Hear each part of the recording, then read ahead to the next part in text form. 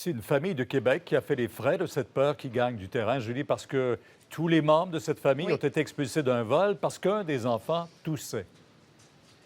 Oui, un enfant de 21 mois qui toussait, qui faisait un petit peu de fièvre, Pierre. Et il y a eu des plaintes à bord de l'avion le dimanche alors qu'il devait se rendre à Paris, un avion d'Air Transat. Et là, la directrice de vol est venue voir la maman et a dit, écoutez, est-ce que vous avez un papier là, qui justifie que votre enfant n'est pas contagieux? Les parents n'avaient pas ce papier-là, mais ils disent qu'ils ont consulté un médecin le matin même. Le médecin n'avait pas vu de problème à ce que l'enfant prenne l'avion. Et à bord de l'avion, il y avait aussi un médecin qui était présent, qui a examiné l'enfant et qui disait que tout était correct. Mais pour le commandant de l'avion d'Air Transat, là, ce n'était pas suffisant et la famille a été expulsée. Elle n'a pu faire son voyage, a tout perdu finalement. Alors, la mère dénonce cette expulsion et elle pense qu'elle a peut-être fait les frais d'une panique liée au coronavirus de la part du personnel d'Air Transat. On peut l'entendre.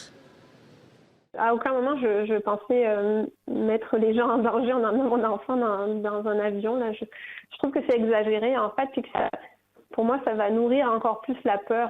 Je trouve que la décision a été excessive, en fait. Et j'ai l'impression d'avoir été expulsée d'un avion pour éviter un scandale. Est-ce que vous avez eu une réaction d'Air Transat?